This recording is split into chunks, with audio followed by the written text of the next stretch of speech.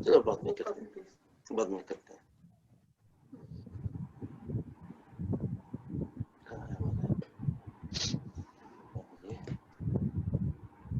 Okay जी sir, हम online है इस वक्त और हम शुरू कर रहे हैं।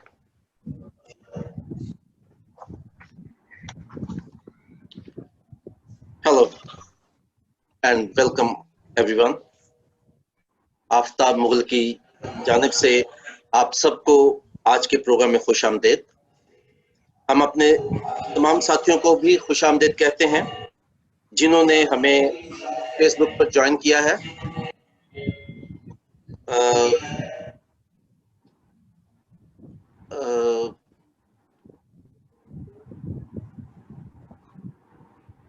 डबलिंग हो रही। मैं ना वो बंद करता हूँ। हाँ, वो म्यूट कर लें प्लीज। आप अपने स्पीकर्स म्यूट कर लें ताकि वो कोई आवाज पैदा ना हो। हाँ, थैंक यू। किसी तरफ से आवाज आ रही है जी। ओके, आज की नशिस्त का एहतमाम माइनॉरिटी कंसर्न पाकिस्तान की जानिब से किया जा रहा है। माइनॉरिटी कंसर्न एक डिजिटल मैगजीन है जो अक़लियती हकूक और जमहूरी कदरों के हवाले से खबरें शाया करता है। Before we start the program, there is some information I would like to share. हम प्रोग्राम को रिकॉर्ड कर रहे हैं जो बाद में YouTube पर मौजूद होगा। This is also live on Facebook. शुरू में हर मुकर्रर अपने ख्यालात का इजहार करेगा, उसके बाद क्वेश्चन आंसर्स होंगे, आखिर में हमारे साथी अताउर रहमान समन रिकमेंडेशन पेश करेंगे। मैं शुक्रगुजार हूँ अपने तमाम मुकर्ररीन का जिन्होंने आज के प्रोग्राम के लिए वक्त निकाला और हमारे साथ यहाँ पे मौजूद हैं ताकि वो कराची की हालिया सूरत हाल पर हमारी रहनुमाई कर सकें। मुझे ये बात कहते हुए खुशी महसूस हो रही है कि हमारे तमाम मेहमान एक तवील अरसे से समाजी बेदारी के अमल में मसरूफ हैं, लिहाजा उनकी महाराना राय हम सब के लिए रहनुमाई का बायस होगी। कहा जाता है कि कराची पाकिस्तान का सबसे अहम तरीन शहर है। ये ना सिर्फ पाकिस्तान का सबसे बड़ा शहर है बल्कि दुनिया का 7th लार्जेस्ट सिटी प्रॉपर भी है। ये पाकिस्तान का इंडस्ट्रियल और फाइनेंशियल हब है और आबादी के हवाले से एक डाइवर्स सिटी है। कराची के शहरी कहते हैं कि हालिया बारिशों ने शहर को पानी का तालाब बना दिया है। ना सिर्फ इन बारिशों ने गरीब इलाकों को मुतासर किया बल्कि DHA और कैंटोनमेंट जैसे तरक्की याफ्ता इलाकों के इंफ्रास्ट्रक्चर को भी बेनकाब कर दिया है। फादर इमानुअल नजीर मानी कहते हैं, बारिशों ने उजाड़ दी बस्ती, हर तरफ आंसुओं के रेले हैं। आम शहरियों को शिकायत है कि हुकूमतें इस मुश्किल की घड़ी में उनकी मदद करने में काफी हद तक नाकाम रही हैं। इस सूरत हाल से सबसे ज्यादा मुतासर होने वालों में कच्ची आबादियों में रहने वाली अक़लियतें, मजदूर, औरतें और बच्चे हैं। सूरत हाल ने इन गरीबों की जिंदगी को और भी मुश्किल तरीन बना दिया है। इसी सूरत हाल पर बातचीत करने के लिए हमने आज की नशिस्त का एहतमाम किया है।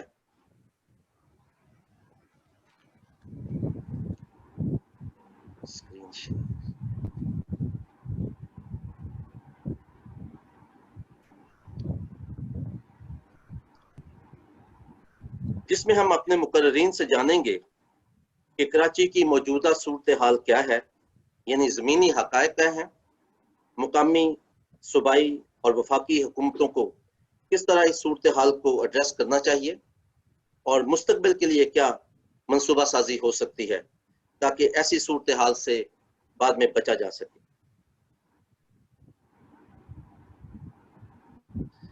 मैं शुक्रगुजार हूँ कि मेरी दरख्वास्त पर जनाब नईम वाइस साहब ने आज की निज़ामत के फ़राइज़ संभालने की जिम्मेदारी कबूल की है। नईम वाइस साहब स्पीकर और क्रिश्चियन टाइम्स लंदन में ब्यूरो चीफ हैं। अब माहनामा आफ्ताब और 15 रोज़ा शोए नूर के एडिटर रहे हैं। आप 15 रोज़ा सहर लाहौर के साबका असिस्टेंट एडिटर भी रहे। इसके अलावा आप और भी बहुत से मीडिया आउटलेट से मुंसलिक हैं। आप साकवा के सदर और पीसीपी के वाइस प्रेसिडेंट हैं। Thank you very much mister vice. Over to you sir. जी, thank you very much Aftab साहब।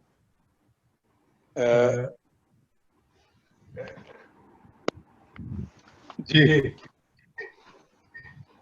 और जैसा कि आज की गुफ्तगू अभी आपने बताया कि कराची के सैलाब के बारे में है, और जैसा कि हम जानते हैं कि किस किस्म की तबाही का सामना बिलखुसूस कराची को देखना पड़ा है, और ख़ास तौर पे जो कच्ची आबादी और मसीही आबादियाँ हैं वो बहुत ज़्यादा मुतासर हुई।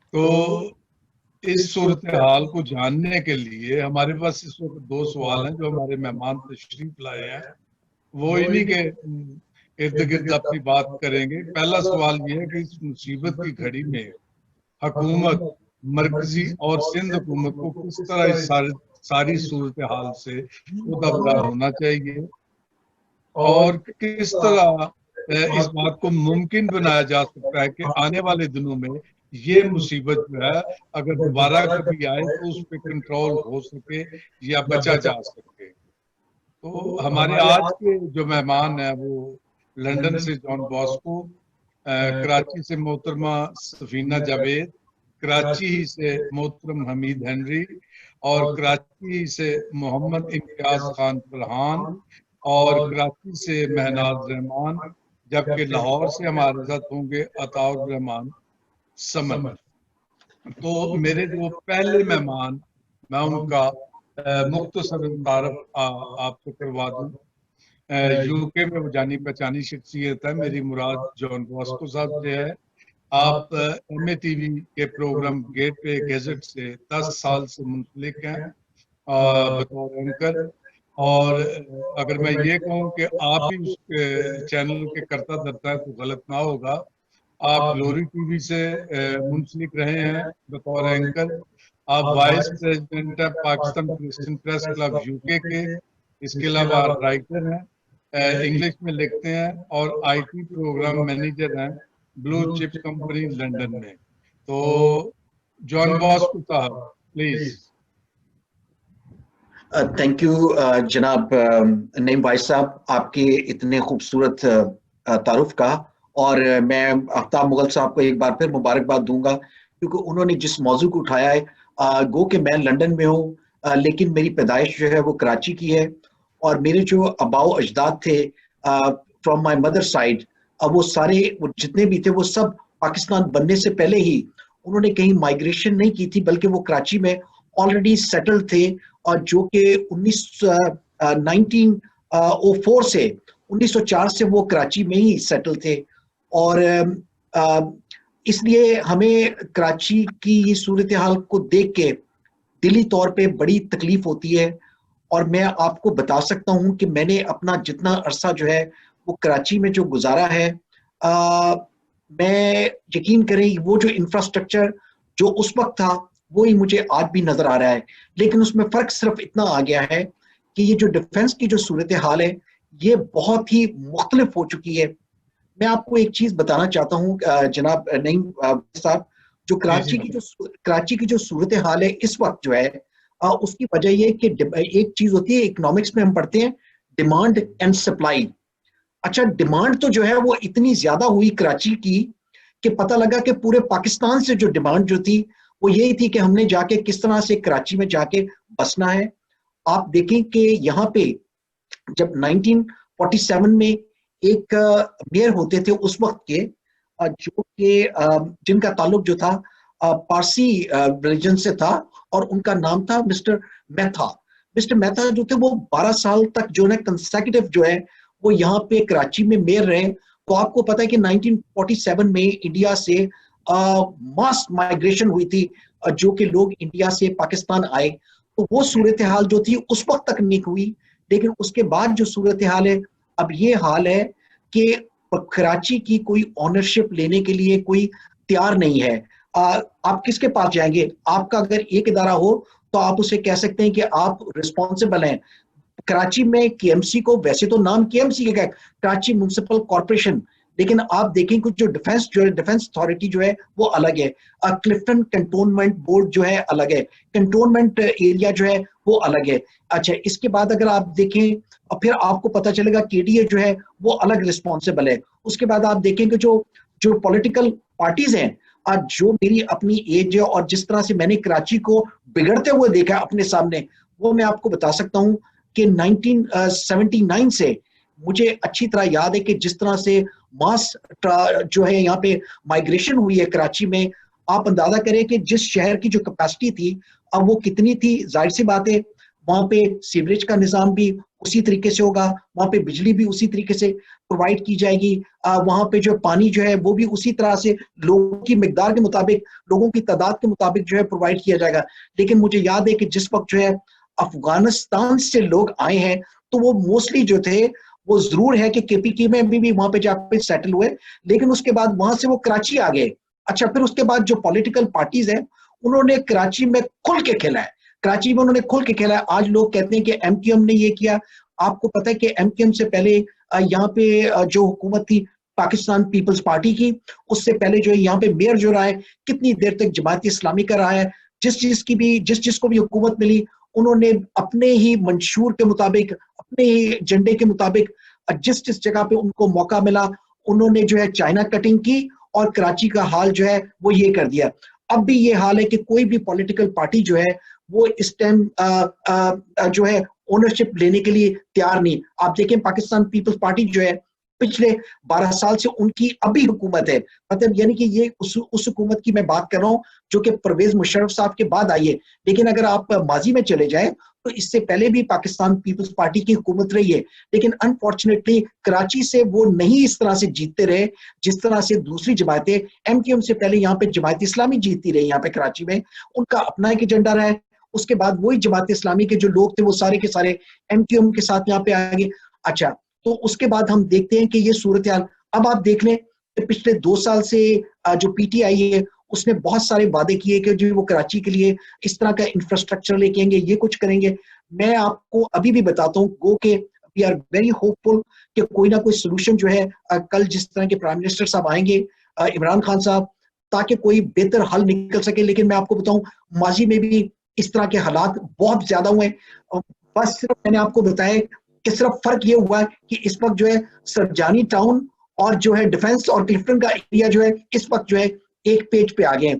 लेकिन हम ये दुआ करते हैं कि खुदा करे कि इन हुक्मरानों के दिलों में ये ख्याल आए कि वो एरिया जो आपको आपका 70 to 75% जो है आपकी इकोनॉमी को चला रहा है। कराची मैंने 5 साल जो है आई चुंदरीगढ़ पे मैंने काम किया है, और आई चुंदरीगढ़ पूरे पाकिस्तान का जो है, आप यकीन करें कि जिस तरह के आप कहते हैं न्यूयॉर्क या लंदन की जो स्ट्रीट है जो कि फाइनेंशियल हब होती है उनकी, इसी तरह से आई चुंदरीगढ़ जो है वो आपका एक ऐसा एरिया है। तो मैं आपको ये बताऊं कि जब तक कोई ओनरशिप नहीं लेगा, Peoples Party is not taking a ownership, MQM has not taken a ownership. और इसी तरह से जो पीटीआई है उन्होंने भी सिर्फ ये कहा कि जी 12 सीटें मिल गई, लेकिन जब आप इसकी ओनरशिप लेंगे तो तब आपको पता चलेगा कि हमने इस शहर के लिए कुछ करना है।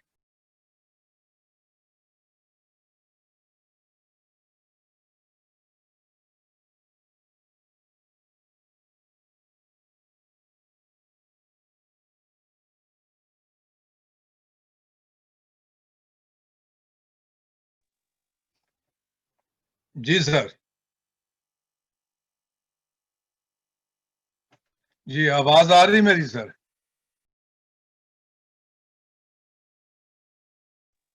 जी आ रही आवाज? नहीं, आप अपना माइक खोलें।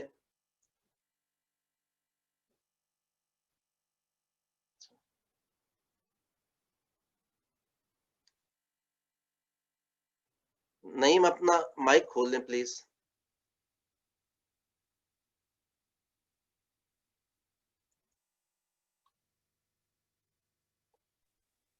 इसमें एक गुजारिश करता चलूं कि टाइम का जरा काइंडली ख्याल करें।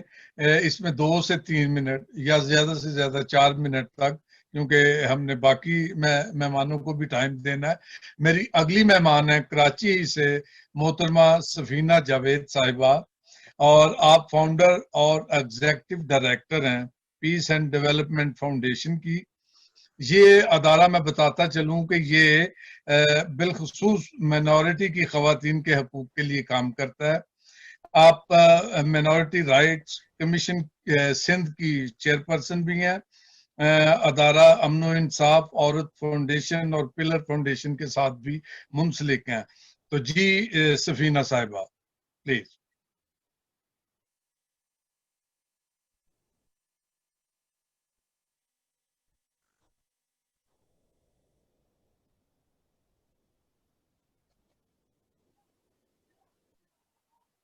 जी अस्सलाम वालेकुम।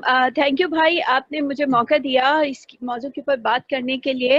और जैसे कि जॉन बॉस्को भाई ने अभी सारी चीज़ों को डिस्कस किया है, मैं पूरी हिस्ट्री तो नहीं बताऊंगी, सिर्फ लुब्बे-लबाब ये है कि कराची मिनी पाकिस्तान है। और कराची में सबसे बड़ा मसला ये है कि इसकी जो माइशत की नामुनसिफाना वो है, नामुनसिफाना जो इसका बजट है वो बहुत कम दिया जाता है पूरी कराची को। उस हवाले से अगर हम देखें तो एक सेकंड, कराची को अगर हम देखें तो ये तकरीबन कराची जो है 60 और 70% जो है ये पूरे मुल्क को वो देता है, टैक्स देता है। इन सारी सूरत हाल को देखते हुए अगर ये देखें कि कराची को उन सारे NSF अवार्ड की शक्ल में या उसके बजट की शक्ल में मिलता कितना है, 25%। और जो इसका सबसे बड़ा मसला ये है, एक तो इसको फाइनेंस बहुत कम किया जाता है, दूसरा बड़ा मसला ये है कि हमारे यहाँ पे जो मर्दमशुमारी है वो सही तरीके से कंडक्ट नहीं की जाती।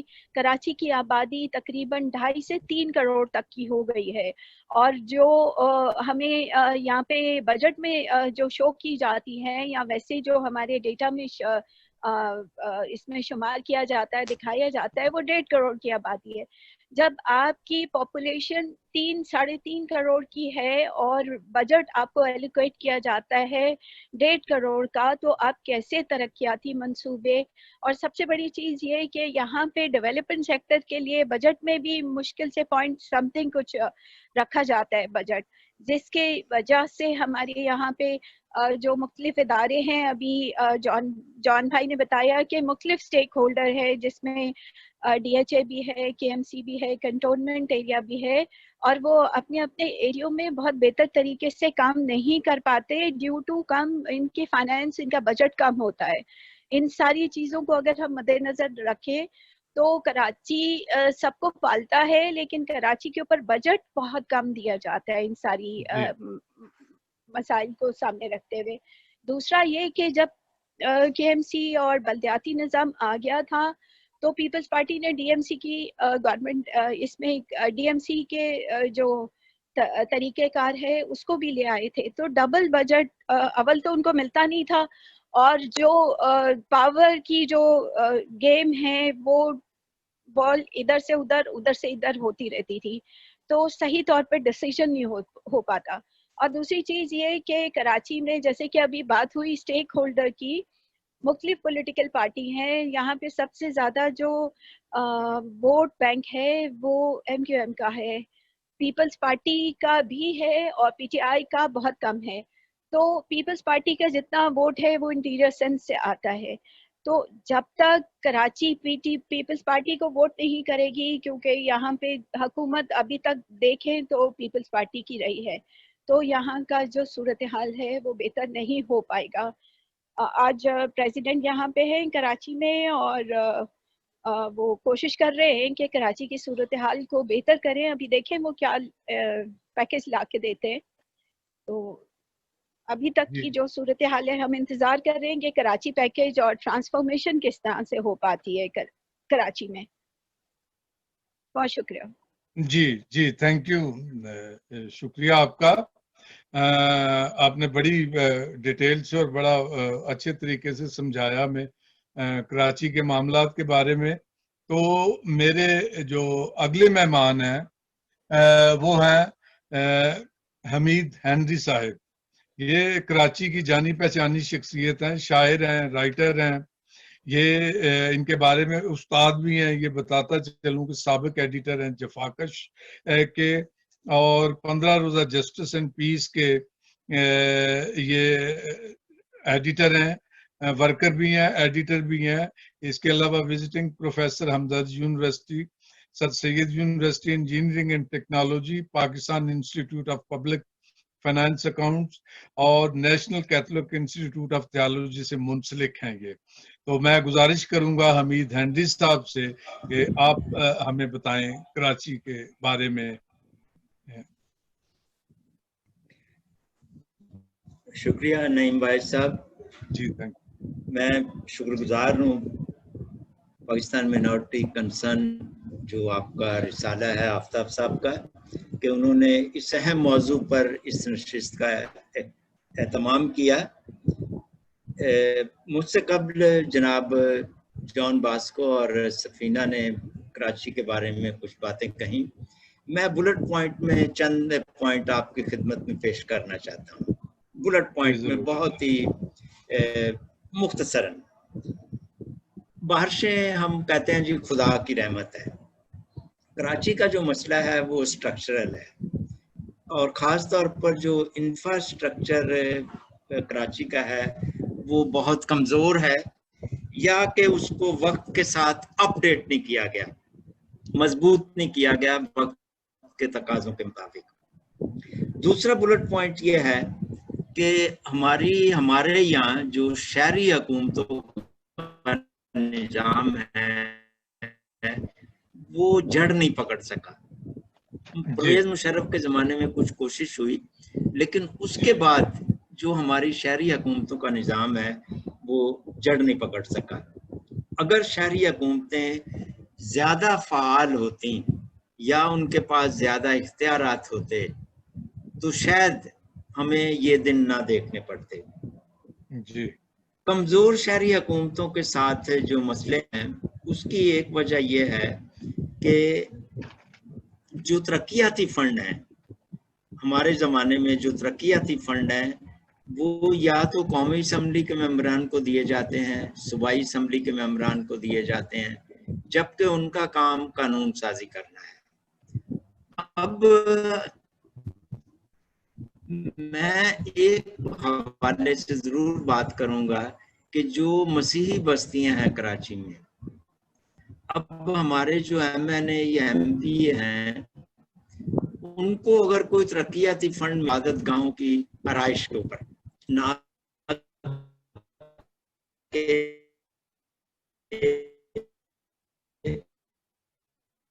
लोगों के जो मसाइल हैं, शहरी मसाइल अपडेट करना है। दूसरा था कि शहरी हुकूमतों को मजबूत किया जाए, ख़ास तौर पर जैसे कराची में जो शहरी इदारे हैं उनको मजबूत किया जाए। मैं अपनी यूनिवर्सिटी में B.Ed को पढ़ाता था, तो B.Ed के प्रोग्राम में एक मजमून है सिटीजनशिप एजुकेशन।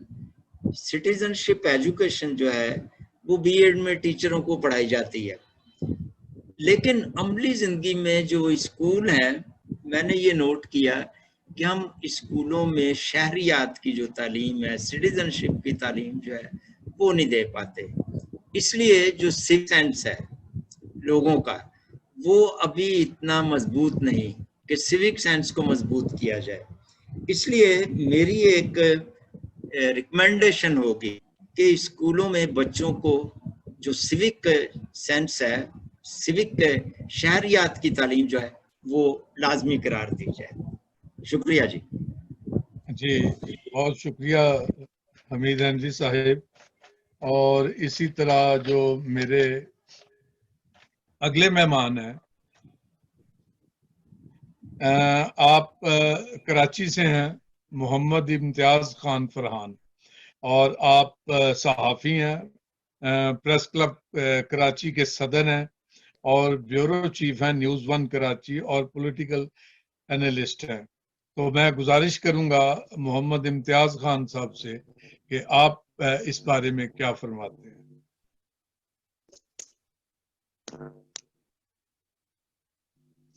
जी अस्सलाम। आवाज आ रही है आपको? जी आ रही। हेलो, आवाज आ रही है? जी आ रही है, इम्तियाज साहब आ रही है। अच्छा जी जी बिल्कुल जी। एक तो शुक्रिया कि आपने इसे मुझे मौका दिया।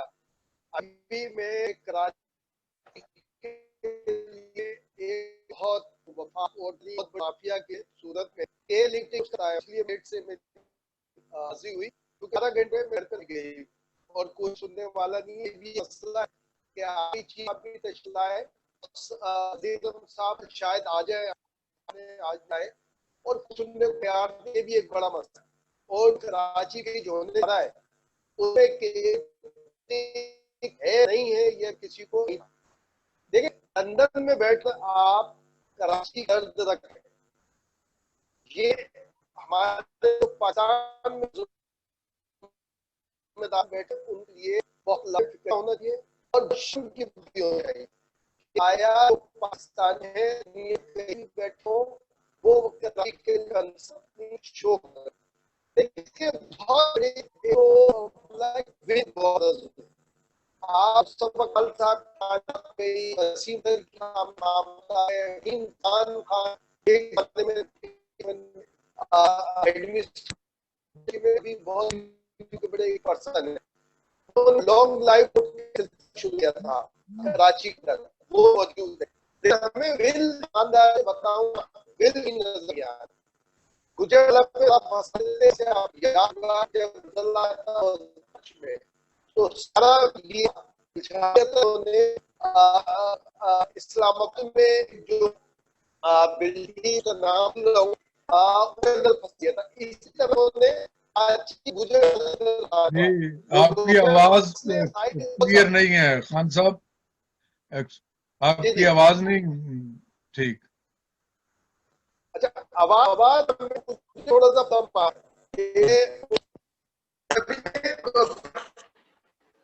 अब देखिए सही है। नहीं, मेरा ख्याल है कि आप ना ये जो है ना हेडफोन्स इनको अगर डिस्कनेक्ट करेंगे तो शायद कुछ बेहतर हो जाए आवाज, क्योंकि कट के आ रही है आवाज। इम्तियाज साहब अभी देखिए नहीं, तो दोबारा कनेक्ट करता हूँ जब तक नहीं सॉरी इम्तियाज साहब ये आप हेडफोन उतार दीजिए, वो बेहतर हो जाएगी उससे। ये आवाज आ रही, आवाज आपकी आ रही है लेकिन वो कट के आ रही है। अब आ रही है, नेट का इशू है शायद, मेरे ख्याल नेट का इशू है, नेट प्रॉब्लम होगा।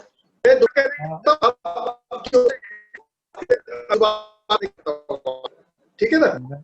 नहीं आवाज नहीं क्लियर, और मैं समझता हूँ कि आप अगर दोबारा ज्वाइन करने की कोशिश करें तो उतनी देर में हम अपनी अगली मेहमान से बात करते हैं। तो आप दोबारा ले लें, डिस्कनेक्ट करके दोबारा ज्वाइन करें प्लीज।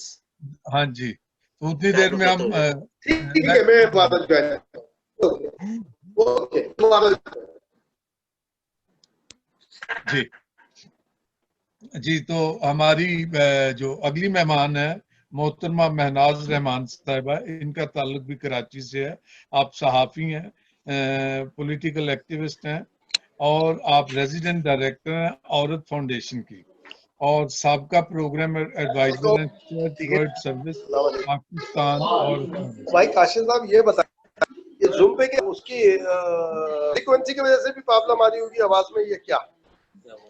अभी मैं रिस्टार्ट किया, रिटर्न आ रही है आपकी आवाज? नहीं कट रही है। हाँ तो इसका मसला है, खर्च बन गया। अच्छा कोई इशू नहीं है, या नेट आपको लिंक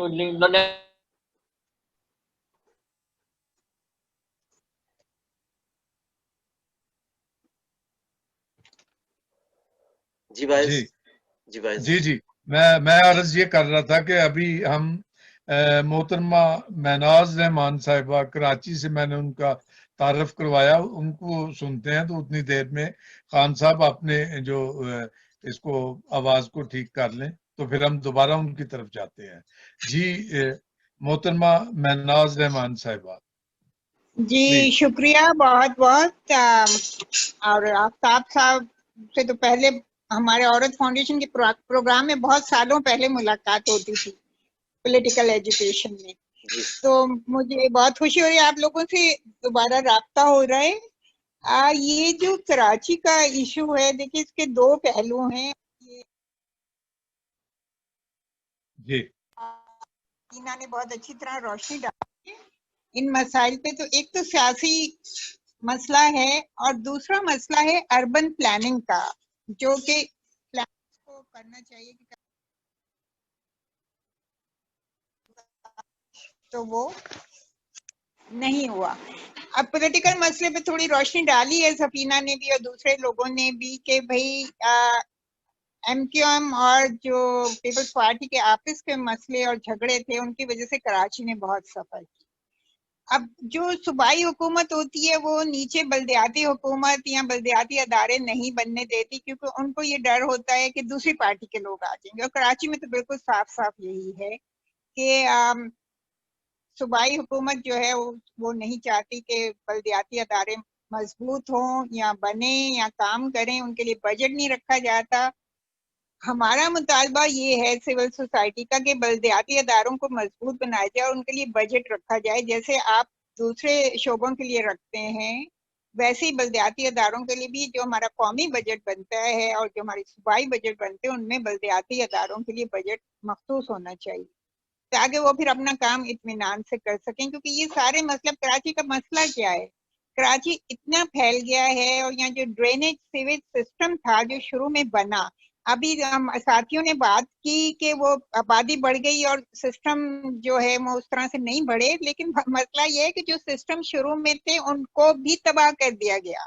आबादी तो बढ़ी है, बिल्कुल सही बात है, लेकिन जो शुरू के सिस्टम से कम से कम वही बाकी रहते। आपको पता है वो भी बाकी नहीं। कराची में जितने नाले थे जो बारिश के पानी के लिए बने थे, जो आके मेन उसमें मिलते थे, ये लियारी नदी और मलिर नदी जो फिर आके सी व्यू और समंदर में आगे आके गिरते थे, आपको पता है उन पे प्लॉट्स बन गए, उन पे मकान बन गए। ये जो तजावजात की बात हो रही है, तो सालों से बन रहे थे, उस वक्त कोई बोल नहीं रहा था, किसी के कानों पे जू नहीं रिंग रही थी। तो जो थोड़ा बहुत सिस्टम थे भी नाले वाले, वो उन पे भी मकान बन गए, DHA वालों ने बना लिए। वहाँ महमूदाबाद में एक फिल्टर वो वाटर फिल्टर प्लांट होता था इतना अच्छा, उस पे चाइना कटिंग हो गई। तो ये तो सबसे पहले DHA वालों ने शुरू किया, उसके बाद फिर चाइना कटिंग MKM वालों ने शुरू की। और जो मतलब कचरा निकलने का और गंदा पानी निकलने का निजाम था, उसके ऊपर तो लोगों ने प्लॉट बना के बेच दिए और मकान बन गए। तो वो कहाँ से निकलेगा बारिश का पानी? तो वो तो तबाही तो इसीलिए आ रही। फिर दूसरे कचरा जो है, सॉलिड वेस्ट मैनेजमेंट अभी तक हैंडल नहीं कर सकते, क्योंकि ये चीजें बल्दियाती अदारे हैंडल करते हैं। जब आप बल्दियाती अदारों को काम ही नहीं करने देंगे, तो हमारा मुतालबा यही है कि अपने सियासी खिलाफात छोड़ें, कराची के आम शहरी के मसाइल हल करें, बल्दियाती अदारों को मजबूत बनाएं, सॉलिड वेस्ट मैनेजमेंट के सिस्टम को सही करें, ड्रेनेज और सीवेज के जो नाले हैं उनको सही करें और नए नाले बनाएं। वो जो पुराने उन पे से तजावजात हटाएं। वो गरीबों को तो आप हटा देते हैं उनकी झुग्गियां, जो बड़ी बड़ी चीजें बन गई उनको तो नहीं छेड़ते, बड़े मगरमच्छों को कोई हाथ नहीं लगाता। तो जब तक ये सारे तजावजात नहीं हटाए जाएंगे और नालों को पानी निकलने का सही इंतजाम नहीं किया जाए, तो हर बारिश में यही होगा, यही तबाही आएगी। शुक्रिया। जी जी शुक्रिया, थैंक यू वेरी मच। और इम्तियाज खान साहब, आप सुन पा रहे हैं मुझे?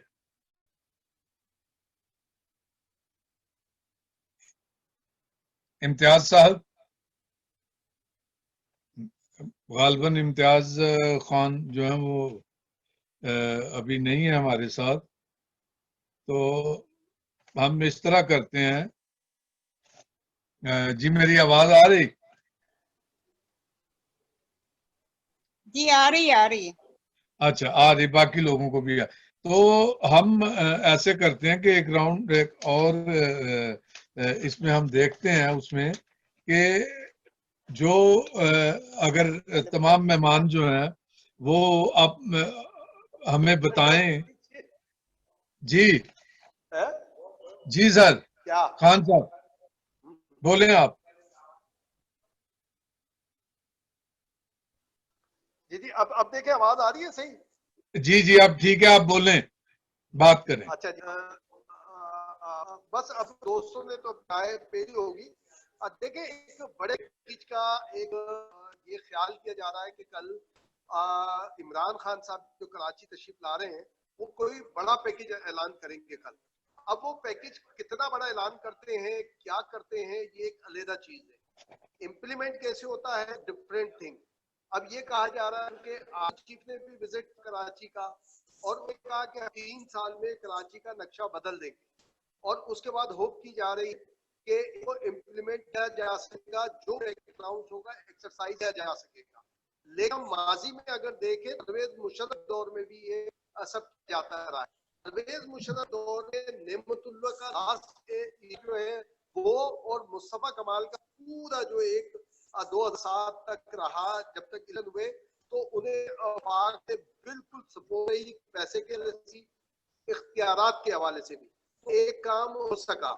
लेकिन नेमत ने एक नया कॉन्सेप्ट दिया था कराची के अंदर और उन्होंने इस बात को मंजूर भी कराया था कि वफाकी कराची में मौजूद है लाइक पीआईए, कैपी, इनकम सारे नाम उसमें थे। उन्होंने सपोर्ट नहीं करेंगे तो मैं इनको इस साल नहीं कर दूंगा। उसके बाद ये हुआ कि आप देखें कि जो शोन की थी वहां जो पास है केरी ने बनवाया, और आप शेर में जाएंगे तो हम से जो की तरफ रास्ता आता है और क्या करता है वो एक बहुत बड़ा लाइव बना हुआ है जो एक्सीडेंट भी हुए साइड पिलर उसका वो भी बनवाया। ये जो प्रोजेक्ट है तो वो एक जो वो बहुत अच्छा था, लेकिन नेमला के बाद वो तजर्बा दोबारा नहीं होता। एक्सक्यूज मी सर, 1 मिनट और है तो प्लीज जरा टाइम का थोड़ा देखें। तो दोबारा हम देंगे आप। अब आप देखते हैं अगर है ओके जी सर, जी बोलें। अभी है मेरे हाँ जी, मेरे 1 मिनट है आप। जी अब वो कराची में एक डिबेट चल रही है कि 60% 4% जो है वो वफद के पास है आपका, ये के पास 38 वो कराचा लेकर ने वो सिर्फ केएमसी के पास है। ये और नई डिबेट अब सामने है। ये एक नई चीज आई है, वहां पर रेवेन्यू कलेक्शन वगैरह जो भी कंट्रोलमेंट अगर चाहते हैं पास वफाक रखना चाहे बिल्कुल रखे, लेकिन वहां पर बिल्डिंग जो उसकी कंस्ट्रक्शन है, जो मैपिंग है और जो और का जो एक तैयार है ये बल्दिया दिया जाए, चाहे डीएमसी के हवाले से दिया जाए या किसी जो बल्दिया उसके हवाले से दिया जाए, और उसकी रेवेन्यू कलेक्शन भी किसी को या जो मेयर हो उसको की जाए। अब ये एक्सरसाइज हो सकेगा या नहीं हो सकेगा इसके बारे में आप कुछ कहा जा सकता कि आया ये कंट्रोल बात मानेंगे या नहीं मानेंगे। अगर से आर्मी चीफ विजिट के गए हैं, उन्होंने मुलाकात की है, उसके बाद इस बात की होप कि कंट्रोलमेंट जैसे मुश्ताक साहब के दौर में थे, अगर उसको मान लें, अगर ये नहीं मानते तो फिर जरूर गवर्नमेंट को या केंद्र को, लेकिन असल में वो पूरे जिम्मेदार नहीं होते।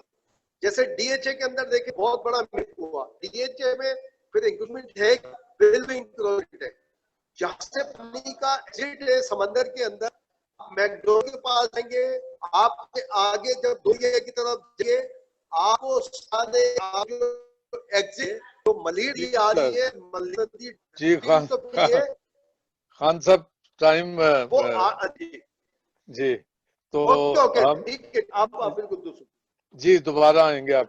तो मैं चाहूंगा कि हमारे जो जी मेहमान जो है हमारे, तो ये कराची के मसाइल के हवाले से इसके हल के जानब जाते हुए अगर कुछ तजवीज करना चाहें तो सर बास्को साहब। सर थैंक यू नईम साहब। और उसका हल यही है कि जिस तरह के बहुत सारे हमारे दोस्तों ने इस फोरम पे फरमाया, क्योंकि ज्यादातर का जो ताल्लुक जो है वो कराची से है। पहली तो बात है कि इसकी ओनरशिप लेने की जरूरत है। अगर सूबाई हुकूमतें अगर वो चाहती है कि उन्हें पूरी तरह से खुद मुख्तार किया जाए, तो फिर ये अथॉरिटी जो है उन्हें भी आगे डेलीगेट करनी चाहिए। आप देख लें कि जिस मुल्क में हम रहते हैं, हमारे यहाँ पे यूके में वजीर आजम आए या जाए, हमें उस चीज से कोई फर्क नहीं पड़ता। हमें इस चीज से फर्क पड़ता है कि हमारे यहाँ पे जो कौंसिल जो है वो कितनी मजबूत है। और ये वो निजाम था कि जब बरतानिया ने वो राज अपना वहां पे खत्म किया था, तो वो ये सारी चीजें केएमसी बनने का कोई मकसद था ना। तो देखें, वो केएमसी की जो रिस्पॉन्सिबिलिटी है उनसे ले ली गई है। तो मैं ये कहूंगा कि कुछ लोग ये कहते हैं कि जी डीएचए को फंड, देखिए डीएचए तो ऑलरेडी जो है वो तो उसका तो कोई ताल्लुक जो है उस म्युनिसिपल कॉर्पोरेशन से नहीं है। तो इस वक्त जो है सारे के सारे लोग जो है बारिशों की वजह से, सीवरेज की वजह से जो परेशान है, उसका सबसे बड़ा हल यही है कि अथॉरिटी जो है वो डेलीगेट की जाए और फंड्स जो है बेहतर तरीके से यूटिलाइज किया जाए। और सबसे बड़ी जो जरूरी जो चीज है, कौन करेगा ये अथॉरिटी? ये तो 1960 में सुना है कि कुछ प्लानिंग हुई थी, और उसके बाद तो ये हाल आप देख रहे हैं। आप कराची से आपका ताल्लुक है, तो ये इख्तियारात की जो मुनसिफाना तकसीम है, ये कौन करेगा और किस तरह होगी? ये मैं आपको बताऊं नईम साहब, ये मैं आपको बताऊं, ये पहली दफा हुआ है कि डीएचए के लोग जो है उन्होंने जाके प्रोटेस्ट किया है। तो मैं आपको बताऊं, पहले तो ये होता था कि जो वो देखते थे ना कि स्लम एरिया जो होते हैं या कच्ची आबादियां जो थी वहां पे होता था, तो वो इसको इग्नोर करते थे। लेकिन इस वक्त पहली दफा देखा कि डीएचए और क्लिफ्टन के लोग जो है वो उठ खड़े हुए हैं। और ये वो इलाका है कि जो सबसे ज्यादा टैक्स भी देता है। तो जब वो ये अब उनके अंदर ये शऊर पैदा हो गया, तो अब वो जितनी भी जो स्टेक होल्डर्स हैं, अब उनको चाहिए कि अब इस सारी चीज का हल निकालें। मैं समझता हूँ कि आपने बिल्कुल ठीक कहा कि 1960 से अयूब खान के दौर में हुआ था, लेकिन उसके बाद तो आपने देखा ना कि जो हुकूमतें आई हैं वो सारी की सारी आई हैं कि उनमें कोई ओनरशिप लेने के लिए तैयार नहीं। मेरे बहुत सारी साथियों ने फरमा दिया कि यहाँ पे अर्बन तो डेवलपमेंट हुई नहीं ना, अभी तक तो रूरल में चल रहे हैं। तो देखें कि आइंदा आने वाले दिनों में क्या होता है, ओनरशिप ले लें और मुनसिफाना तौर पे काम करें, तो तभी ये बेहतर तरीके से जा सकेगा। जी, बहुत बहुत शुक्रिया बास्को साहब। मोहतरमा सफीना जावेद साहिबा, आप क्या कहेंगे इस बारे में? जी सफीना साहिबा, मेरी आवाज आ रही है आपको? शायद उनका माइक बंद है। तो नहीं, माइक उनका खुला है, मेरे ख्याल वो पता नहीं कुछ इशू होगा। अच्छा, चलिए हम उतनी देर में जब तक उनका माइक नहीं, उनका माइक खुला है। जी सफीना साहब, आपको मेरी आवाज आ रही है? मेरे ख्याल कोई शायद टेक्निकल इशू है। आप फिर आगे चलें। हाँ, तो उनकी तरफ हम दोबारा जाएंगे। और अभी हमीद हेनरी साहब, आप क्या कहते हैं इसके बारे में? आपका भी ताल्लुक कराची से है। मैं पहले जो अर्ज कर चुका हूँ, और मैं फिर वही कहूँगा कि शहरी हुकूमतें जो हैं उनको मजबूत किया जाए, यानी बल्दियाती इदारों को मजबूत किया जाए। वही इदारे जो हैं वो शहरों की किस्मत को बदल सकते हैं। और एक बाकायदा मतलब होनी चाहिए कि सूबाई हुकूमतें या जो लेजिस्लेटर हैं वो कानून साजी करें। अब जॉन साहब ने बल्कि वाइस साहब ने एक बात की थी कि ये करेगा कौन? ये जाहिर है हमारे जो लॉ मेकर्स हैं वो ही करेंगे ना, कि कहाँ पर इख्तियारात की तकसीम होनी चाहिए और शहरों के जो मसाइल हैं, जो बल्दियाती मसाइल हैं, वहाँ पर जो फंडिंग है वो कैसे होनी चाहिए, क्या निज़ाम होना चाहिए, ये काम असम्बलियों का है कि वो करें। और जो शहरी सहूलियात हैं फ्राहम करना, उनको मजबूत करना, ये बल्दियाती इदारों का काम है। और जैसा कि कहा गया कि हम बल्दियाती इदारों को मुसलसल इग्नोर कर रहे हैं, और इग्नोर इसलिए कर रहे हैं कि हमारे आपस के जो सियासी इख्तलाफात हैं कोई ओनरशिप लेने के लिए तैयार नहीं, जैसा कहा गया। और अब ये ज़रूरत है कि इन तमाम चीज़ों को बलाए ताक रखकर कोई ऐसी कानून साजी की जाए कि हमारे बल्दियाती इदारे जो हैं मजबूत हों। कराची का जो मास्टर प्लान था उसको असरे नौज देखा जाए कि वो मास्टर प्लान में क्या हुआ और उसमें क्या तब्दीलियों की ज़रूरत है। इस तरह हमें नए सिरे से टाउन प्लानिंग करनी है, नई हकीकतें जो सामने आ रही हैं। जी जी, तो इसमें हाँ जी साहब, इसमें ये भी तो आप देखें ना कि ये जो गुजर नाले की बात मैं करता हूँ, अभी आजकल उसको वो क्लियर कर रहे हैं, तो वहाँ पे दुकानें हैं, मकान है, वो गुजर नाला छोटी सी नाली बन गई है। तो ये वहाँ पे पुलिस भी तो है ना, वहाँ पे दूसरे अदारे भी तो हैं जो देखते हैं कि ये सब कुछ हो रहा है, तो वो होने देते हैं। तो इसकी भी तो कोई रोकथाम होनी चाहिए कि नहीं होनी चाहिए। बलदियाती इदारों का मसला अपनी जगह मौजूद है, तो क्या कहेंगे आप इसके बारे में? मेरे ख्याल में मोहतरमा महनाज साहबा ने बड़ी तफसील से ये बातें की हैं कि जैसे गुजर नाला की बात है ना, हमारी नजर झोंपड़ियों की तरफ चले जाती है, लेकिन वो जैसे बड़े बड़े प्लाजा बने हुए हैं नालों के ऊपर, उसकी तरफ कोई नहीं देखता है जी। लेकिन अब ये बहस एक जमाने से चल रही है कम्युनिटी पुलिसिंग की, कि जी कम्युनिटी पुलिस होनी चाहिए जो कि मेयर के अंडर हो, जो बल्दियाती इदारे हैं वो, ताकि अपने कवानीन को नाफिज कर सकें। तो मैंने जैसे पहले अर्ज किया कि देखें ये काम असम्बलियों का है कि वो मुतलका शोबा जात में कानून साजी करें और उन पर अमल दरामद करवाएं। जी। अब जैसा मैंने कहा पहले भी अर्ज किया था कि जितने तरक्याती फंड हैं वो किनको मिलते हैं और वो कहाँ जाते हैं। जो असल काम है असम्बलियों का वो तो होता नहीं है, वो नालियां बनवा रहे हैं, और जो काम बल्दियाती इदारों का है वो हमारे एमपीए कर रहे हैं, एमएनए कर रहे हैं, और बीच में एक और पार्टी आ रही है ठेकेदारों की। ठीक है, तो ये पूरा जो सिस्टम है इसको कोई ना कोई तो जिम्मेदारी लेने के लिए तैयार हो ना। बिल्कुल ठीक है, शुक्रिया सर। जिम्मेदारी कोई नहीं लेता। जी मोहतरमा सफीना जावेद साहिबा, आप सुन पा रही हैं मुझे? जी सफीना साहिबा।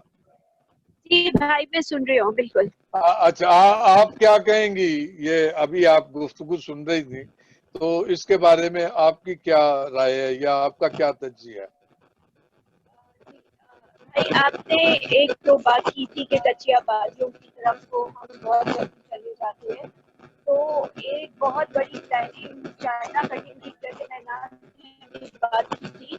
तो फेज 8 पूरा इसी तरह से हुआ है कि जो हमारी नदी है मंजूर कॉलोनी और महमूदाबाद वाली, वो पूरी की पूरी खत्म करके उसके ऊपर डेवलपमेंट हो गई है। तो एक तो इंफ्रास्ट्रक्चर को ठीक करने की बहुत ज़रूरत है, ना सिर्फ कच्ची आबादियों के लिए बल्कि ये डीएचए में भी जो सब कुछ हुआ है और हुकूमत को हमदर्दी से इन सारी चीज़ों को देखने की बहुत ज़रूरत है। जैसे कि अभी आपने जिक्र किया गुजर नाला, और इसी तरह से नाज़माबाद और जहाँ जहाँ से हमारी ये कराची के बड़े नाले गुजरते हैं, उनके ऊपर से जो कच्ची आबादियाँ हैं उनके घर तो गिराए जा रहे हैं और उन्हें कोई नोटिस नहीं दिया जा रहा। सिर्फ एक आदमी सुबह 7 बजे बोलते हैं और शाम को आके और उसके घरों को तोड़ दिया जाता है। मैं मुतालबा करती हूँ कि जो घर, क्योंकि मैंने इस बारिश के बाद जो सैलाबी सूरत हाल है, हमने सारी इसमें से कुछ इलाके ऐसे हैं जहाँ पे हमने विजिट किया है, जहाँ बंद टूट गया था, जहाँ बंद जो है वो टूट गया था, और वहाँ पे जाके हम लोगों से मिले हैं, स्पेशली खवातीन से, तो उनकी बड़ी सूरत हाल वर्स है क्योंकि हुकूमत ने उन्हें सिर्फ टेंट दे दिए, खाने पीने का कोई निज़ाम नहीं दिया। तो मैं ये चाह रही थी कि एक तो उनके मुतबादिल उनको घर दिया जाए, चाहे उन्होंने नदी में घर बनाए हैं या कहीं भी बनाए हैं, लेकिन as a human being, as a शहरी होने के नाते उनके ऊपर तरस नहीं खाना चाहिए, बल्कि ये उनका हक है। अगर वो किसी किस्म की नुकसान के शिकार होते हैं तो हुकूमत किसलिए होती है? इसलिए होती है कि वो अपने शहरों को महफूज मकामात दे और तहफ़्फ़ुज़ दे सके। एक तो ये, और दूसरा ये जो पैकेज आ रहा है, होपफुली के जो कमेटी बनी है और एक कमेटी तो वो जो डेवलपमेंट के काम करेगी और एक कमेटी वो जो मॉनिटरिंग कर रही है, तो ये दोनों कमेटियाँ खुला कर हमारी जो दुआ ये है कि कराची की सूरत हाल बदले और ये बहुत बेहतर तरीके से काम अंजाम दे सके अपने काम। और स्पेशली हमें शहरियों की जिम्मेदारी है कि वो जैसे फैशन एक इदारा है, मॉनिटरिंग हर चीज़ के ऊपर जो बजट आता है उसके ऊपर अकाउंटेबल होना शहरियों को, जो भी इस काम खाना शहरियों की गुजर पाती है। वो सिर्फ खामोशी से बैठ के और ये सारी चीज़ें ना करें, बल्कि इन सारी चीज़ों को बहुत अपनी आवाज़ भी बुलंद करें। जैसे आपने अभी देखा है कि डीएसए के लोगों ने आवाज़ बुलंद की तो उनके ऊपर FIR करिए, ये सारी चीज़ें होंगी।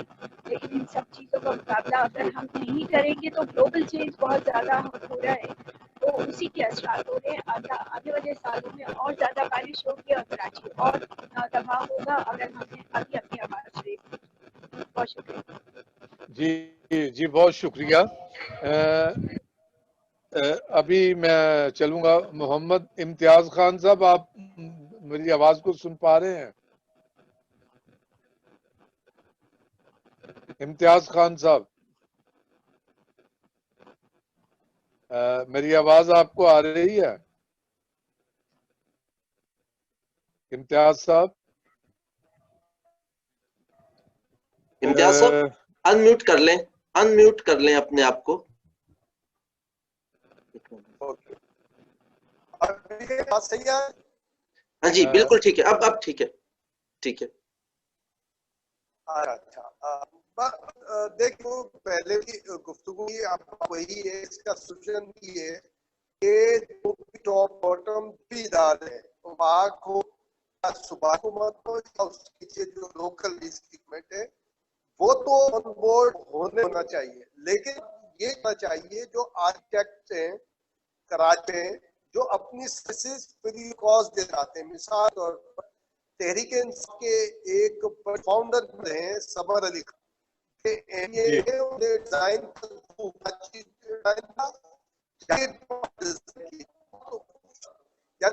के साथ के उन्होंने किया, वो देते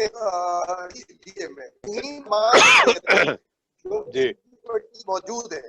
और यहाँ पर ये अजीब, ये भी बहुत बड़े आर्किटेक्ट जो मैंने जो राजा वाले वो हाउसिंग किया है वो है ही है, और उन्होंने इस पर बनाया। इसी तरह स्पार्टन के पास मौजूद है, इन्हें भी। और ये खास ये होता है कि एडमिनिस्ट्रेटर की जरूरी हुई है, आप एक एडमिनिस्ट्रेटर जरूर लगाइए और बहुत अच्छा लगाइए। लेकिन आप एडवाइजरी कौन बनाइए, ज्यादा से ज्यादा 12 से 14 लीजिए, उस आगे लीजिए, सिविल इंजीनियर के लिए और ये बिजनेस और दो इसमें आ सकता है, ताकि सब मेरे बोर्ड नहीं तो ये पॉलिटिकल हो जाए। क्योंकि लोग इसको प्रैक्टिकली यूज कर पाएंगे, वो उनको लोकल में पीपल्स पार्टी भी यही कर दे, एमकेएम भी क्या उन किसी लोकल पार्टी सेक्शन में कोई पॉलिटिकल पार्टी मिले। इसलिए पॉलिटिकल बेस पर एक एडवाइजरी कौन बना, टेक्निकल के ऊपर जो फंड है उसकी भरपूर यूटिलाइजेशन चाहिए। मैं सब देखे उत्तर मजा है नहीं ना, ये मीडिया पे जहाँ पूछ कर चाहिए करेंगे। और कचरे को यहाँ पे जो अभी एक दो बात कर रहे थे, नाली झोपड़ी की बात होती है,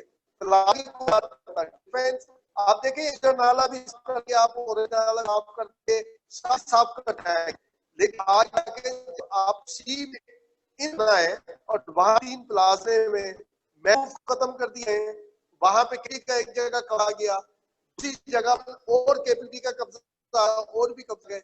और अगर आप रीड से आएंगे 2 दरिया पहले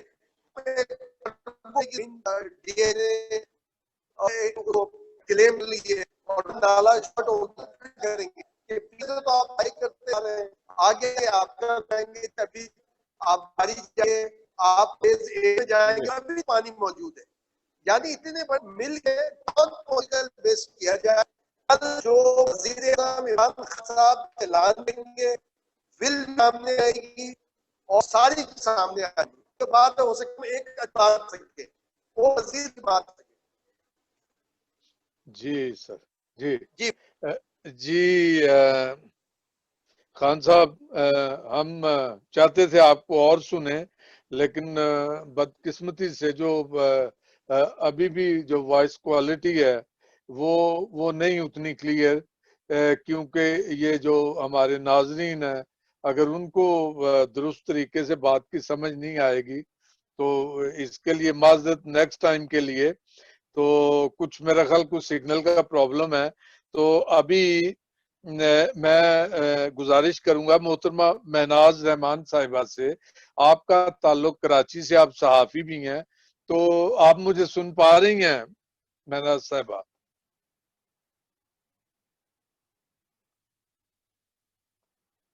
जी महनाज रहमान साहिबा जी, मेरी आवाज आ रही है आपको? फिर ये मेरा फिर बंद हो गया, स्पीकर वगैरह खोल दो, बस मुझे अपनी रिकमेंडेशन देनी है यहाँ पर। नहीं ये चल रहा है, आपकी आवाज हमें आ रही है। आप आ रही है आपकी आवाज, आप बोलें।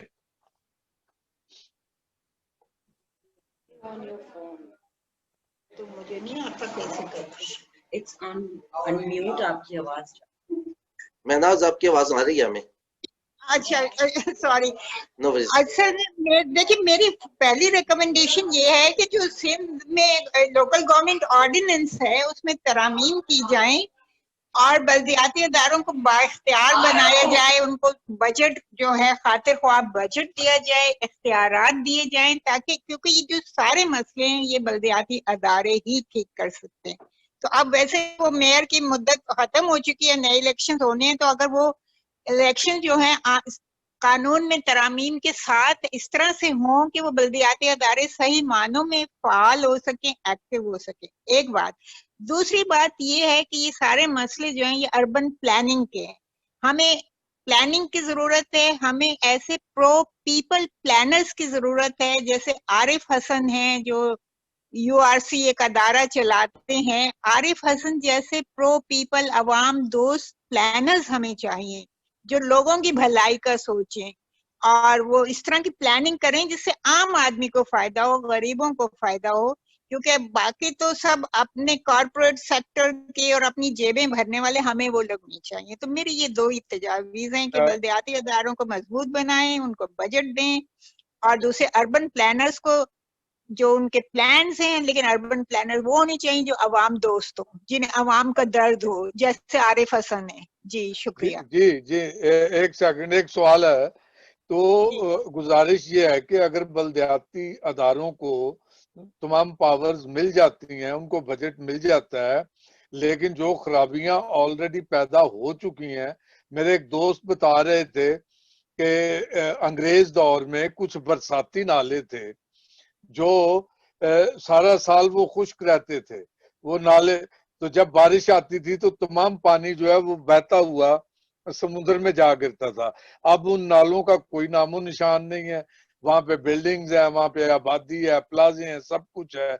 इसी तरह कराची के दूसरे नालों का हाल है।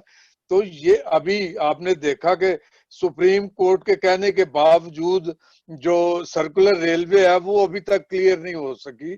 तो ये इन चीजों का क्या क्या जो कैसे ये क्लियर होंगी? ये अर्बन प्लानर्स जो हैं वो ही आपको सही इसमें मशवरा दे सकते हैं, क्योंकि ये जो अमल होता है वो इतनी मुद्दत के बाद अमल होता है, क्योंकि अगर तजावजात आज हटाने की बात हो रही तो सालों से बन रहे थे। अगर सालों पहले ही अर्बन प्लानिंग सही हुई होती, मास्टर प्लान कराची का सही बना होता, उस पर अमल होता, तो अब जाहिर है कि तजावजात तो हटाने हैं, उसके लिए अर्बन प्लानर्स के पास तजावीज हैं। कल भी मैं एक मीटिंग में थी जिसमें आरिफ हसन साहब तजावीज दे रहे थे कि मतलब ये पहले गरीबों पे हाथ डालने, उनकी झुग्गियां गिराने से पहले आप अर्बन प्लानर्स को बिठाएं, और जो मजबूत यानी बड़ी बड़ी इमारतें हैं या पेट्रोल पंप बनने में पता नहीं क्या क्या बना हुआ है उन नालों के ऊपर, पहले उन पे तो हाथ डालें ना। और फिर ये कि अगर कोई और सूरत हो सकती है कि इतने ज्यादा ना तोड़ फोड़ हो, तो वो भी जाहिर है कि अर्बन प्लानर्स ही आपको बता सकते हैं। तो इसका हल अर्बन प्लानर्स ही के पास है। जी जी जी बहुत मेहरबानी। मैं अब चलूंगा अपने आखिरी मेहमान की तरफ। जनाब अताउर रहमान समन ये लाहौर से हैं और ये अपनी रिकमेंडेशन देंगे। आपका तारुफ कराता चलूं, आप शायर हैं, लिखारी हैं, आप coordinator research and publication NCJP of Catholic bishop conference of Pakistan. तो जानी पहचानी शख्सियत हैं। तो जनाब अताउर रहमान, आप क्या कहेंगे अपनी रिकमेंडेशन में?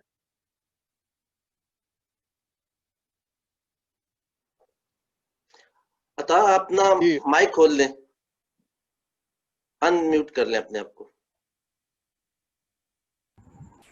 जी अब आ रही है बात? जी जी ठीक हो गया जी। बहुत शुक्रिया नईम साहब, बहुत ही अच्छा कंडक्ट किया आपने। और मुझे आप बड़े अच्छे सदाकार भी लगते हैं। तो आफ्ताब भाई ने मुझे कहा था, फरमाया था, हुक्म दिया था कि सारे मोतबर दोस्तों की गुफ्तगू के दौरान मुझे कुछ रिकमेंडेशन कशीद करनी है। तो मैंने सबके बिहाफ पे कुछ रिकमेंडेशंस को ऐड किया है। तो इख्तलाफ हो तो ख़त्म की जा सकती है, कोई शामिल भी की जा सकती है। तो मैं बताता हूँ। हम कराची में गैर मामूली बारिशों के बायस मुतासरा अफराद के साथ दुख की इस घड़ी में अजहार यकजहती करते हैं। अलाबाजी इस कुदरती आफत में हलाक होने वाले अफराद के खानदानों के साथ अजहार ताज़ियत करते हुए उनकी तसल्ली और इत्मीनान के लिए दुआ। हम इस कुदरती आफत का मुकाबला करने के लिए जी आप बोले। बोले। हम इस कुदरती आफत का मुकाबला करने के लिए काम करने वाले तमाम अदारों और अफराद को हदियात शक्कर पेश करते हैं। आज की गुफ्तगू के बाद कराची शहर की सूरत हाल को मद्देनजर रखते हुए हम मदरजा झैल सिफारिशात पेश करते हैं। इस कुदरती आफत पर सूबाई और वफाकी हुकूमतें एक दूसरे पर इल्ज़ाम तराशी बंद करते हुए कराची की सूरत हाल के मुश्किल इलाज के लिए बाहमी ताउन करें। कराची में निकासी आब के लिए गुजरगाहों पर होने वाली तजावुज़ात को हर सूरत ख़त्म किया जाए, ताहम वहाँ पर रहायश पजीर अफराद के लिए मुतबादल बंदोबस्त भी किया जाए। अलावा ज़ी शहर की निकासी आब के लिए एक जामे प्लान मरतब किया जाए। कराची के मसाइल को हल करने के लिए लोकल गवर्नमेंट के पास वसाइल ना होना भी एक मसला है। सूबाई हुकूमतें बल्दियाती इदारों को माली वसाइल देने के लिए तैयार नहीं। बल्दियाती इंतखाबात के इनेकाद के लिए सुप्रीम कोर्ट को हुक्म देना पड़ा था। तजवीज़ है कि बल्दियाती इदारों को ज़्यादा से ज़्यादा बाख्तियार बनाया जाए और उसके लिए अमली इक़दाम किए जाए। इसके लिए अगर हो सके तो NFC अवार्ड के अंदर उनके लिए माली रकम की एक शरह का भी तयन किया जा सकता है। कराची शहर नहीं, एक रियासत जैसा है। इसकी आबादी कई ममालिक से भी ज़्यादा है। इसका इंतज़ाम चलाने के लिए गैर मामूली इंतज़ाम, दानिश और अहलियत दरकार है। चनाचे वफाकी और सूबाई हुकूमतें इस सिलसिला में अपनी जिम्मेदारी अदा करते हुए तवील मुद्दती प्लान तश्कील दें, जिसके ज़रिए शहर को पानी के अलावा दीगर दरपेश मसाइल का भी हल निकाला जाए। बिजली और बारिश के बायस हलाक होने वाले अफराद के खानदानों और बेघर होने वाले अफराद की तलाफी का बंदोबस्त किया जाए। मौसमियाती तब्दीली के बायस अब हमें शदीद गर्मी, शदीद सर्दी और शदीद बारिशों का सामना है। चुनाचे इक़दाम तजवीज़ करते हुए इन अमूर को भी खातर में रखा जाए। अर्बन प्लानिंग पर तवज्जो दी जाए, जिसके ज़रिए गरीब अवाम को फ़ायदा हो।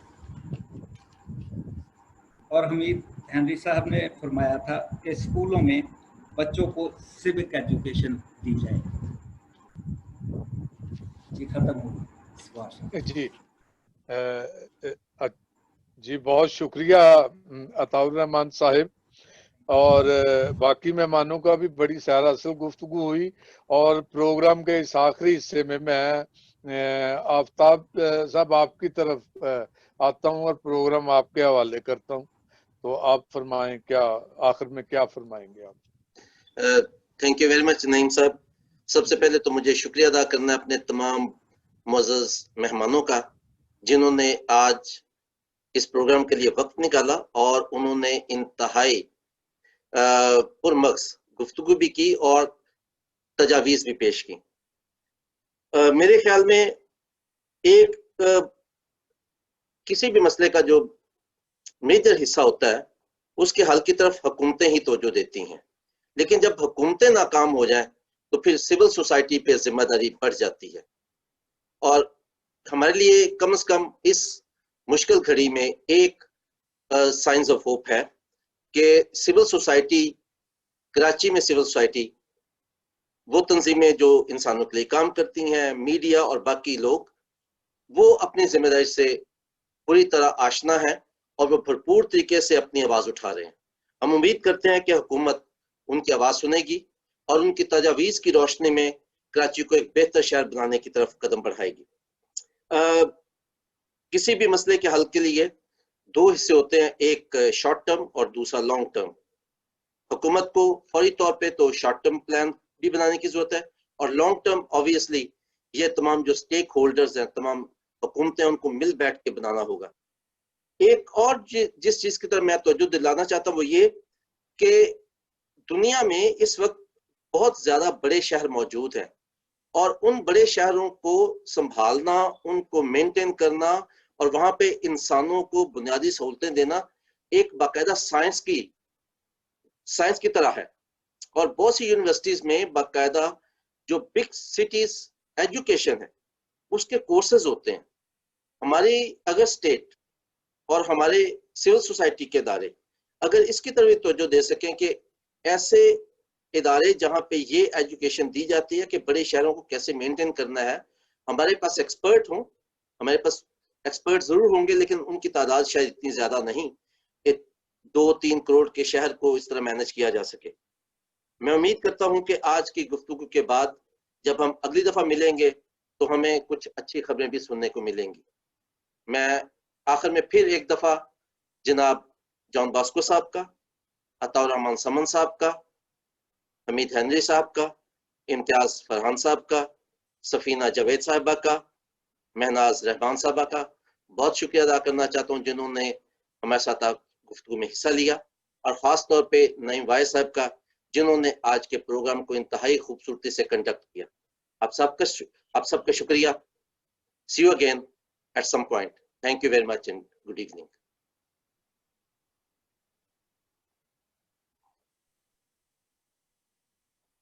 रिकॉर्डिंग खत्म करता हूँ।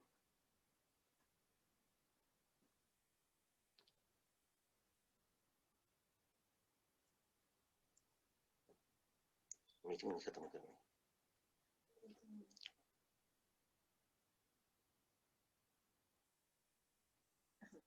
हो गया? ओके जी, थैंक यू वेरी मच। अब हम ऑफलाइन है, अब हम अपनी बातें कर सकते हैं, ठीक है? It's been good to see you after long time, after ages. Unmute कर लें अपना माइक। जी जी जी भाई, मुझे भी बहुत अच्छा लगा, और स्पेशली जो आपने ये कहा ना कि सिविल सोसाइटी अपना रोल अदा कर रहे हैं, तो मैं आपको बताती चलूं कि हमारे यहाँ पे बहुत अच्छे गुड एग्जाम्पल आए हैं। आपने उसका नाम सुना होगा, सिविल सोसाइटी में जो भी हमारे काम करते हैं, स्पेशली जबरान नासिर ने अपने तौर के ऊपर, उसका है ट्रस्ट है, तो उसने अपने तौर के ऊपर यहाँ से बुखारी क्लिफ्टन से सारे पानी को मशीनरी लगाए, ट्रक मंगाए, अपना उसने बजट इस्तेमाल किया और सारी चीज़ों को ठीक किया। और दूसरी चीज़ ये कि जो हमारा महमूदाबाद और कुरंगी इंडस्ट्रियल एरिया है, EBM कॉजवे पे, वहाँ पे बहुत शदीद प्रेशर से पानी आ रहा था, तो हुकूमतें तो कोई नहीं पहुँची थी, लेकिन ये कि जो लोग थे उन्होंने अपनी मदद आपके तहत एक अभी मैंने आपको शायद शेयर भी की है वो वाली वीडियो, जी मैंने देखी मदद आपके तहत वो अपनी माँ को जो डूब गई थी कंधे के ऊपर बिठा के और ले आए, और अभी तक वो बैठे हुए हैं। मैं गई थी पतरस गार्डन में सरजानी टाउन में, अच्छा। तो वहाँ पे हमारे 3 क्रिश्चियन डूब गए हैं फैमिली, और अभी तक उनकी 2 की लाशें मिल गई है, 1 की नहीं मिली डेड बॉडी, और वो पूरी के पूरे परेशान है, कभी इधर जा रहे हैं कभी उधर। हुकूमतों की तरफ से कोई प्लान नहीं है। तो ये सारी सूरत हाल है। और वो जो हमने कैंप्स का विजिट किया है वहाँ पे भी बहुत सारी क्रिश्चियन फैमिली थी और वो उनकी भी सूरत हाल कुछ इसी तरह की है। लेकिन ये है कि हम हुकूमत आज देखें क्या ऐलान करती है। तो क्योंकि अब मेरा महनाज भी है और एक और हमने बनाया है सियासी औरतों का प्लेटफॉर्म बनाया है। उस प्लेटफॉर्म से हम लोग कोशिश कर रहे हैं कि इस पूरे डेलीगेशन को सीएम के पास उनसे रब्ता करवाएं। हमारे पास एनजीओ के पास अभी तो कोई बजट नहीं है, लेकिन ये कि इस तरह से लिंकेजेस करवा के उन सारी चीज़ों को हम हल करने की बहुत कोशिश कर रहे हैं। Thank you, very encouraging, very encouraging. जबरदस्त। अच्छा, मैं क्योंकि ये सारे के सारे कराची से इस वक्त जमा है, मैं बड़ा मुझे अच्छा लगा कि मिनाज साहिबा ने और सफीना साहिबा ने दो चीजें बड़ी अच्छी बयान की मुझे, कि खास तौर पे ये जो इन्होंने जिक्र किया महमूदाबाद से मंजूर कॉलोनी वाला वो जो नाला था वो बंद करके वो डीएचए ने अगर उस सारी चीज को कर लिया, तो मैं बड़ा हैरान हूं कि वहां के जो मकीन थे क्या उन्होंने इस पे कोई प्रोटेस्ट नहीं किया सारी चीज पे? नहीं जॉन भाई, ऐसा है कि वो मंजूर कॉलोनी और यहाँ से तो वो नाला गुजर के जब डीएचए के अंदर जाता है तो वो काफी खुली एक बड़ी चौड़ी सड़क थी, लेकिन पूरी नदी थी। लेकिन फिर जब उसके ऊपर कंस्ट्रक्शन हो गई तो वो 200-300 चौड़ी जो वो थी नदी, उसको 30 फुट के ऊपर कर दिया गया। तो वो पानी जब समुद्र में जाता है तो वो पूरा बैक होके फिर ये सारा इनके डीएचए के ऊपर ही आया था सारे। और वैसे तो पूरी कराची में आता है सारे नालों का और उसका पानी। और अभी तो ये मसला हुआ कि डैम भी टूटे, हब डैम टूट गया, ये दूसरा डैम था मल्लीर के पास वो टूटा, तो जिसकी वजह से बहुत सारे घर तबाह हुए।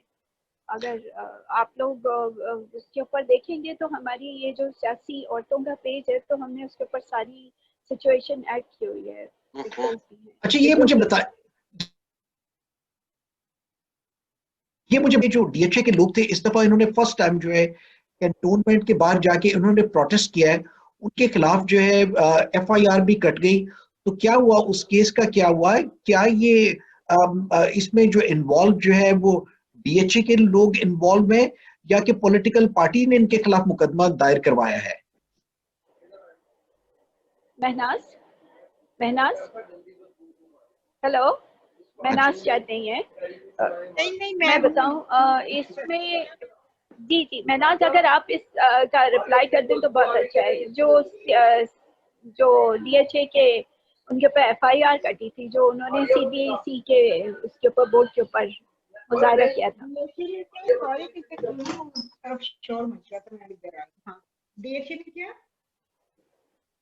हेलो महनाज, ये जो डीएचए के लोगों ने इसके ऊपर मुजाहिरा किया था, तो उसका स्टेटस पूछ रहे हैं कि क्या है।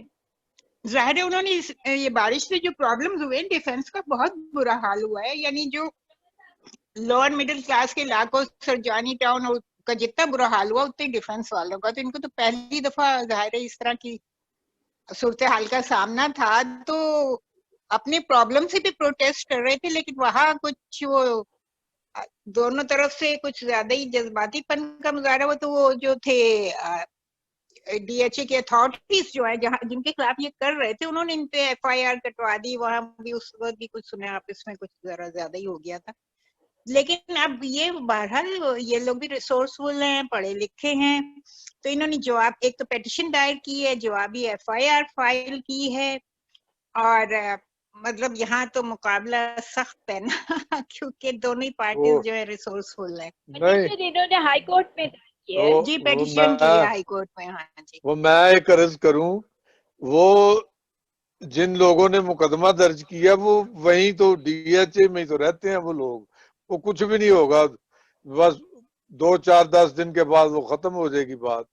ये कुछ भी नहीं होना। वहाँ बड़े बड़े मुकदमे होते हैं दर्ज और फिर वैसे के वैसे।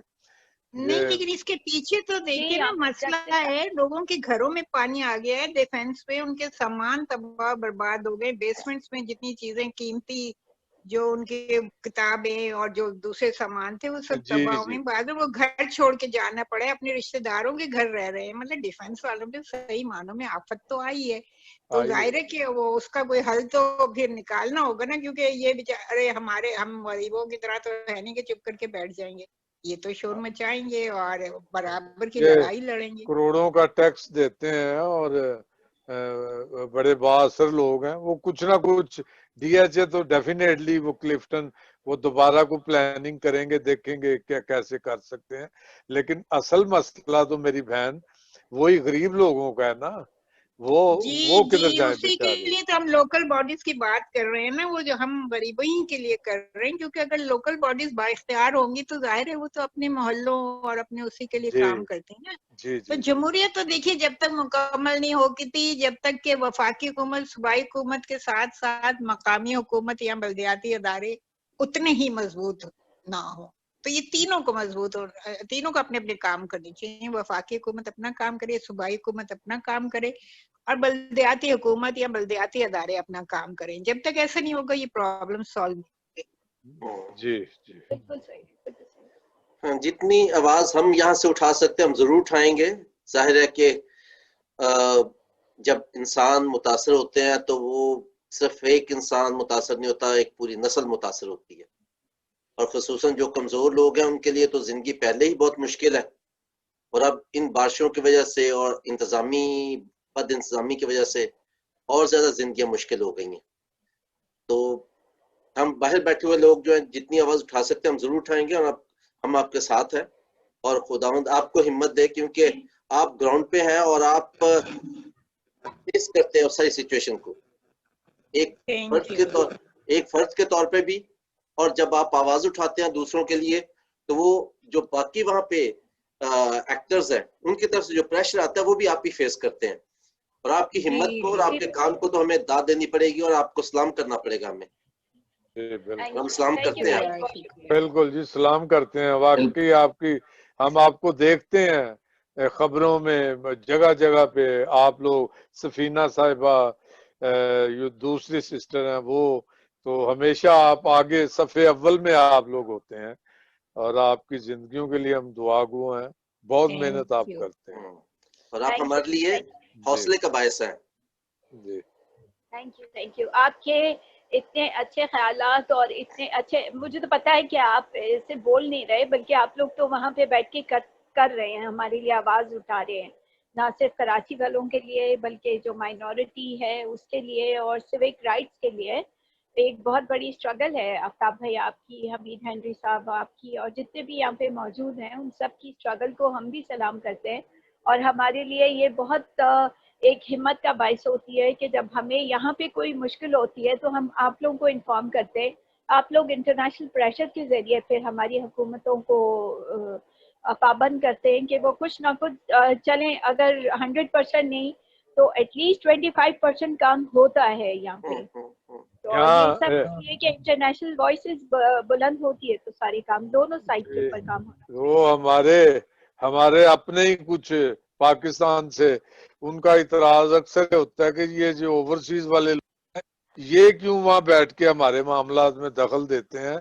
ये अगर इनको रूह तो इधर है ना, खानदान भी इधर ही है, तो आप लोग नहीं करेंगे तो कौन करेगा। नहीं, रूह हमारी वही है सफीना, रूह हमारी वहाँ है, सिर्फ हम जिसके साथ यहाँ पे मौजूद है। जी नहीं आफ्ताब भाई आपकी फैमिली आपके खानदान भी तो इधर है ना, रूट्स आपकी सब उधर है हमने कल शाम को अपने जो एमपी है उसको मैंने लेटर लिखा है इसी सिचुएशन पे। अच्छा जबरदस्त। हाँ जी, होपफुली उनकी तरफ से, हाँ जी, जो मेरी एमपी है ना मेरे इलाके की, मैंने उनको लिखा है अपनी तरफ से लेटर, और होपफुली उनकी तरफ से मुझे कुछ जवाब भी आएगा। और अगर उन्हें मौका मिला तो ऑब्वियसली पार्लियामेंट में भी वो कहीं ना कहीं हमारी आवाज को लेके जाएंगी। तो जो कुछ हम छोटा मोटा रोल प्ले कर सकते हैं, we are there always for you. तो आप हमें हमेशा बुलाएं, हमें हमेशा बताएं, हमें हमेशा कहें, डांटें भी कि क्यों नहीं ये किया, खामोश क्यों है, ठीक है। तो हम सब ने मिलके आप लोग हमसे पहले आवाज बुलंद करते हैं। अभी भी आइडिया आपको आया था कराची का, सेफ कराची का, बाकी इस तरह के आइडिया फिर हम बिल्कुल देते रहेंगे आपको, और इंशाल्लाह आगे अच्छे प्रोग्राम होते रहेंगे और इनका इम्पैक्ट भी होगा, इंशाल्लाह रिजल्ट भी निकले। थैंक यू जी बहुत भाई, शुक्रिया। ओके जी, thank you very much, so see you again. Thank you जी, thank you everyone, thank you. Okay vice, आपके लिए तो आज बड़ा खास दिन है वाइस, आपको हमारे बच्चे ने कहा जी कि आपकी तो आवाज ही बहुत खूबसूरत है। अच्छा, वो किसने कहा है? वो अता ने। अच्छा, अता ने, वो आप, अच्छा ठीक है, बड़ी मेहर, अता साहब हैं कि चले गए हैं? चले गए। बड़ी सार उन्हां दी बड़ी मेहरबानी और ਤੁਹਾਡੀ भी मेहरबानी, बॉस्को साहब दी बड़ी मेहरबानी। नहीं मैं तो मतलब ਤੁਹਾਡਾ शुक्रगुजार हां। अच्छा, हमीद हेनरी साहब हैं या चले गए हैं? मेरे ख्याल चले गए। अच्छा, लग तो रहे हैं मुझे, वैसे ऑन लग रहे हैं वैसे। मैं बस वो बंद करके ना फिर कहीं इधर उधर हो गए हैं। वो मेरे ख्याल कराची में ना बिजली का और नेट का इशू है, क्योंकि हमारे जितने भी थे ना दोस्त, सबकी आवाज का इशू था। खास तौर पे जो भाई वहाँ खान साहब प्रेस क्लब वाले। अच्छा, आगे हमीद हेनरी साहब आगे। नहीं, सुल्तान का इम्तियाज का इशू ये भी था कि वो बैठे हुए थे प्रेस क्लब में।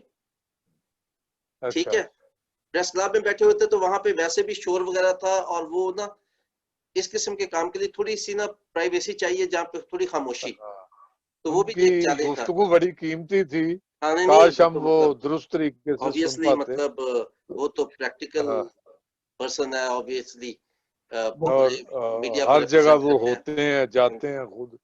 अच्छा, बुगल भाई और आपने क्या कहते हैं जनाब नईम वाइस भाई, आपकी इजाजत से मैं जरा हमीद हेनरी साहब से एक चीज पूछना चाहता हूँ। इन्होंने बड़ा अच्छा जिस क्वेश्चन की तरफ इन्होंने खास तौर पे हम सब की तवज्जो दिलवाई थी, वो था, एक टाइम होता था किसी टाइम पे कराची में, मुझे भी याद है कि सिविक का एक सब्जेक्ट होता था।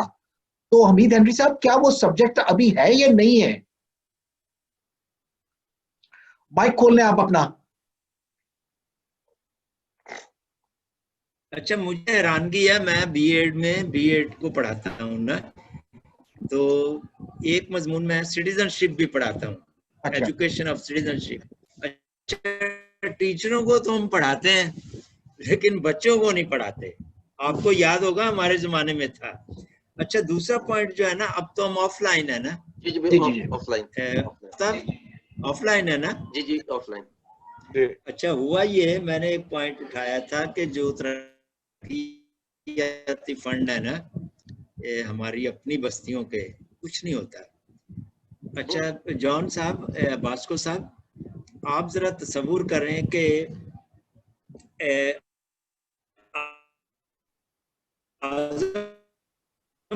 बस्ती, ठीक है, वो एक रोड सीधा नहीं, कश्मीर कॉलोनी इस तरफ हो जाता है, वो रोड टूटा फूटा था।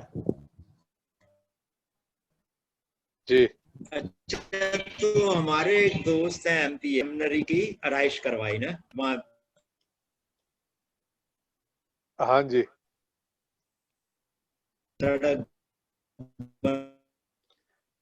हमीद, आपके नेट में मुझे लगता है कोई वो है इशू, आवाज बीच में नहीं आ रही। हाँ, वो कट के आ रही है। मेरे ख्याल कराची में ना वो सारे ना नेट का इशू बना हुआ है। नेट का इशू है, बिल्कुल है, क्योंकि वो तारे टूटी हुई हैं। ठीक है, तारे टूटी हुई हैं, सड़कें टूटी हुई हैं। नहीं, उनकी आवाज नहीं सही आ रही। तो चले ठीक है, फिर किसी वक्त उनसे बात कर लेंगे। तो आफ्ताब भाई, बॉस्को साहब, इजाजत, मुलाकात करेंगे। Okay, thank you sir, thank you Mughal भाई, thank you, take care. Okay, thanks for time, thank you. Okay sir, खुदा हाफिज जी। खुदा हाफिज, बाय बाय। थैंक यू, खुदा हाफिज।